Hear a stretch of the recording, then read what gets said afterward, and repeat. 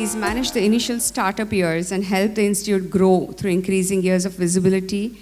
He's ensured financial sustainability, and after obtaining the first ever global AACSB accreditation. He led ISB's global recognition and ranking to the top 20 in the world. Thank you so much for doing that. Very proud that it's in Hyderabad and you've been instrumental in this. And he's also helped in the formation of ISB's second campus at Mohel. Over to you, sir, to take over. Thank you. I always feel embarrassed by introductions, because the introductions never talk about the hundreds of things that I did wrong and the millions of things on which I failed. So we handpick some of those things. What I will not do is handpick data in this talk, and I'll do I think what I think is the overarching, quick survey of where we are today in terms of the innovation ecosystem. But because Mukta talked about ISB, let me just go back, if you'll allow me, for 1 minute down memory lane. When I came to ISB, in ISB, one of the first things we did was that we should focus on entrepreneurship and innovation. And there was nothing, those of you who were here in 2003-04, and I think IKP had just about started a few years ago, and it was more there in life sciences. There used to be that big board when you came down the stairs at the airport, which was the first thing I remembered about IKP. But there was very, very little entrepreneurship and innovation here. In the new sector, Hyderabad has always been entrepreneurial about infrastructure, real estate, and pharma and seeds and all those things. But in the new sectors, we had very little innovation. And J. Chaudhary, Satish Andhra, and I, we started the TIE ISB Connect to really fast track entrepreneurship in the state. And now when I see the entrepreneurship sector here, I'm amazed at how much this state has really developed and gone. So in some ways, we all focus on the challenges, the problems, the difficulties, but we rarely step back and see how much has actually been achieved. And I think we should all congratulate ourselves as citizens of the city and state for what we have collectively done. So let me now go back to the innovation ecosystem and quick look at the Indian landscape and then bring it down to agri landscape. So we are now, and I think Mr. Chintala has mentioned that we are already the third largest after US and China as an innovation ecosystem. We are somewhere already around 1 lakh startups. Last number I saw was 96,000, but given how many of us don't even register, the real number of startups in this ecosystem must be well over 1 lakh of systems. So that's why. Now, this is also backed up in India. It's not just startups getting along, right? It's backed up by academic institutions, research institutions primarily focused for doing innovation, government support. So there is a fairly large ecosystem behind this whole thing, right? What is now fascinating is that earlier this was only in the 5, 6, 7 big cities. Now what we see is a rapid movement of this into not just smaller cities, but actually into second tier and even third tier towns. So in Telangana, for example, TSIC works on social innovations, and we now see in cluster of villages some really good innovation happening and entrepreneurship happening. So why has this happened? And I think again, we are very good at complaining about our governments and about our, but a lot of what happened in India has happened thanks to the government. DST, DBT, Niti Aayog, all the, leading heavy industries, agriculture, all ministries have really poured in a lot of money, which has really fast-tracked it. At the same time, academic institutions especially have made the fullest use of this and in turn started their own innovation ecosystems. So at the same way, states also have played a very important. So my own state, Telangana, for example, has been a pioneer in developing novel state startup policies, infrastructure support, human capital. I remember, when the minister KTR Garu came actually to my office on the second day of taking over and says, okay, you people have been talking about innovation and entrepreneurship, let's make it happen. I have to admit, it was the first time in my life that I had government pushing me to do faster things than I had ever done. And he talked about, when we planned the whole policy, we said we'll do three things. We'll focus on innovation. The USP of Telangana was going to be innovation. Second thing is that innovation must be inclusive. So it must affect all sectors, from farmers to women to school children to rural to everyone.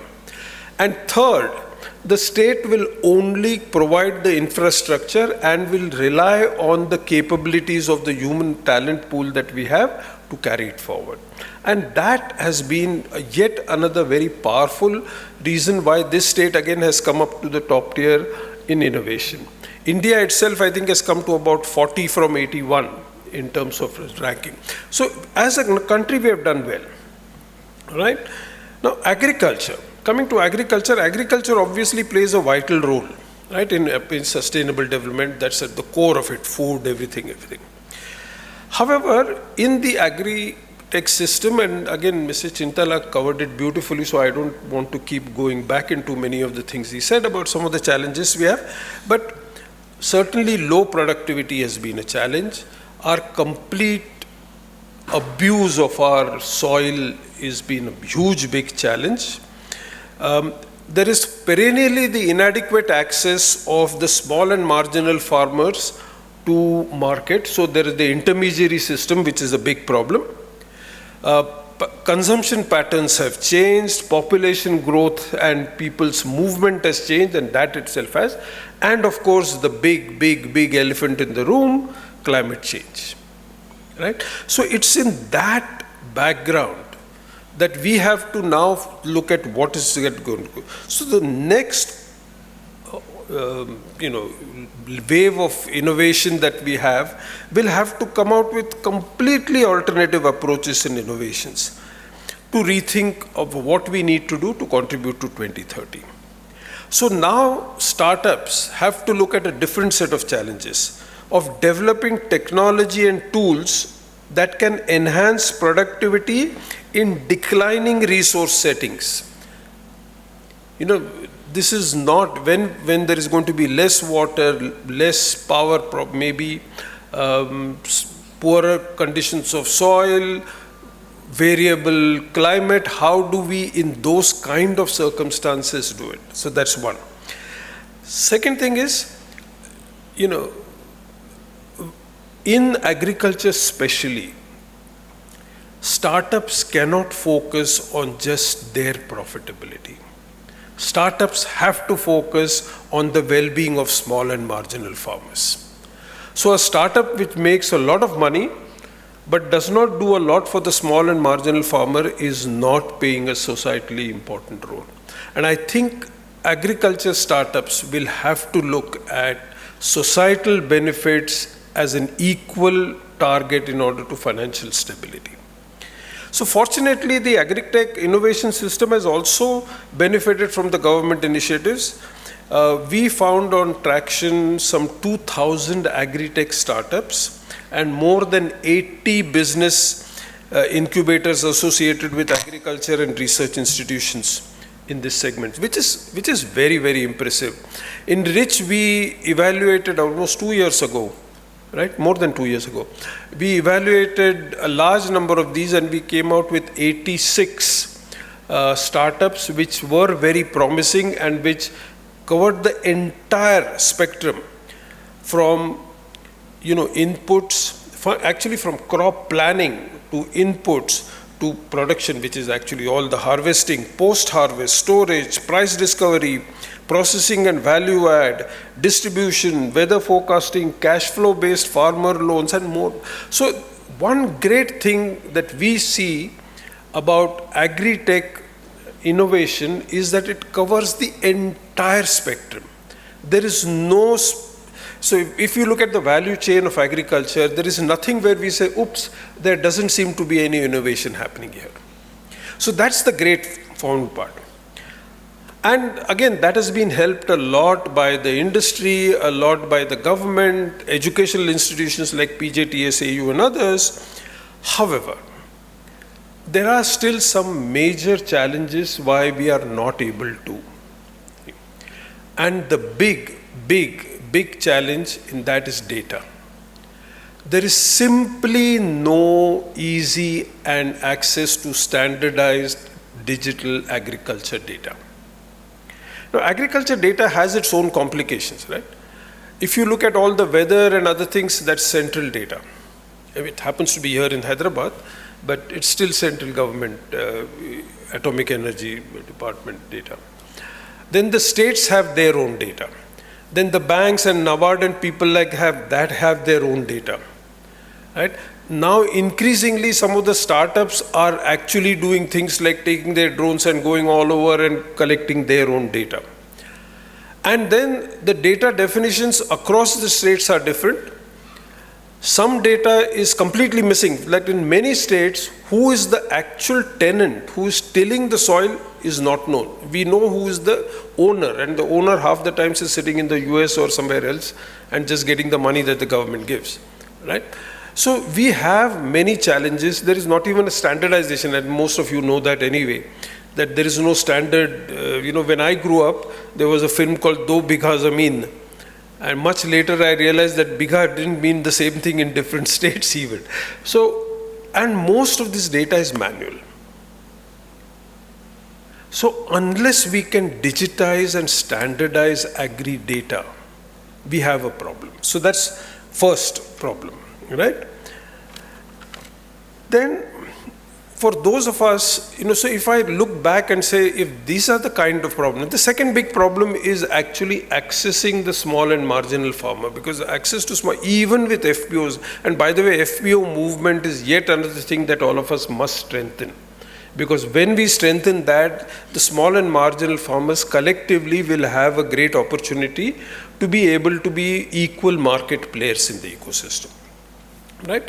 So if I stand back and say, therefore, what is it that we need to do?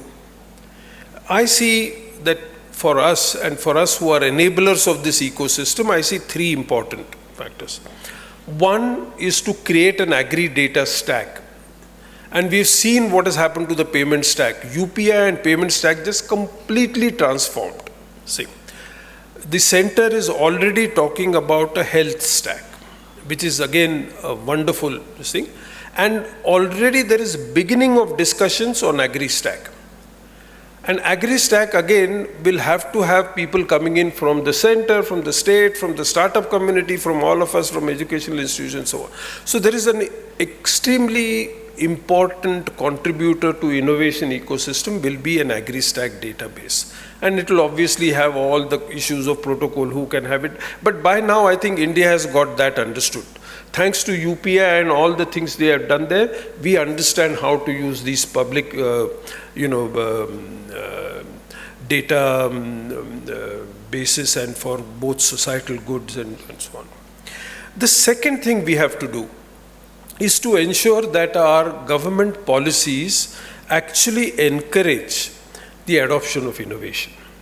Many of our agriculture policies, and so if you are going to provide anything to farmers, in each circle you need to go and take approval in many states. That's just ridiculous, right? Given the digital world today, if I do something and get an approval in Bihar, can I use that same thing in Telangana? Or if I get in Telangana, can I use it in UP or Gujarat or wherever it is? How much can we do in terms of, by the way, we do it in medicine.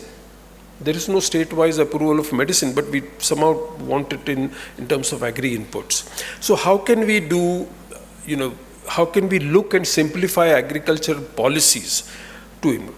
And third, of course, as I said, is to facilitate the outreach of proven agri-techs to small and marginal farmers for their benefits. And I underline the word proven, and I'll come to it. Okay. So, therefore, we at Rich, anyway, our purpose is, principal job is to co-develop these ecosystems with others. So, for example, in agriculture, we work with AgHub here, ICRISAT, IIMR, NIN, and so many other research institutions. In life sciences, we work with IKP, CCMB, IICT, etc. In sustainability, we work with IIT Hyderabad, IICT again, and many others. So, what we have seen is that when we all start working together, miracles happen. Okay? So some of the things that are already happening, and which I hope we will take even further and do more. I'll just give you 4 or 5 examples just to give you what happens when you do it. So, startups, and startups make claims. Genuine claims, but they make claim. And especially in agriculture, what we find is if a startup comes from the technology side, half the times it doesn't really understand agriculture, right? So how do we validate those claims? So here again in AgHub, WEF and AgHub together have started the sandbox, the agriculture validation sandbox, where we ensure that under controlled circumstances, we actually validate the claims that the startup is making. Because after all, we don't want, as a country and even as morally responsible citizens, we definitely do not want us to be supporting startups which are not delivering or not doing the right things. So that's one big thing that's happening. The second, as I already mentioned, regulations and policy. So once again, we are, and we will include many of the partners here, working with the state government to create policy sandboxes. So if a new policy needs to be introduced, it will be introduced in that limited area in the district or a part of district. We will see how it works. If it works well, then you expand it to a larger area and then across the state and so on. The third, and again I've mentioned, is co-creating the agri stack. And again, we are working with a number of national research institutions, national data institutions. So, National Remote Sensing Center here, the Mahalanobis Center for Agri Crop Forecasting and so on and so forth, and the Agri Collaboratory, in order to commonly create a digital public good. That means data which can be used by everyone, just like the UPI is doing. The fourth thing, and again, so Ms. Chintala mentioned this, we somehow arrogantly think that we are the keepers of knowledge. Our traditional practices in many cases are brilliantly climate resistant. So together with UNDP, we documented 25 climate resilient practices, and Athira sitting there was the lead person who did it, which we have now documented properly and which are now available for scientists to check. So this is actually from the ground practice which, hey guys, do you know that we do it this way? And that sometimes goes counter to what we thought were rational policies.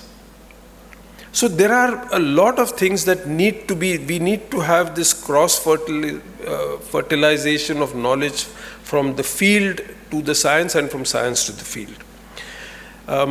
And finally, of course, making market connect. So between all of us, we are able to obviously ensure that using government offices, we go to the farmers and FPOs, but we also go to other suppliers. So there are many opportunities like this which we have, which will be the new pathways, and that's what our talk was, right? How do we create new pathways to creating innovations? So these are just some of the examples of what there could be new pathways, but given that the market will change, climate will change, new ideas will come, new technologies will emerge, there will continuously be a need for finding those new pathways. And the only thing we can do now is to create strong collaborative networks of all of us, so that together, whenever a problem comes, we can. And we saw that happen in COVID to some extent. When COVID happened, an immediate, instantaneous collaboration of industry, governments, etc. started. How can we perpetuate those? How can we ensure that we don't have to wait for a COVID? How can we make sure that much before it comes, we are ready to do it? So that is going to be a real challenge and opportunity for us as a sector. Thank you. Have a great day.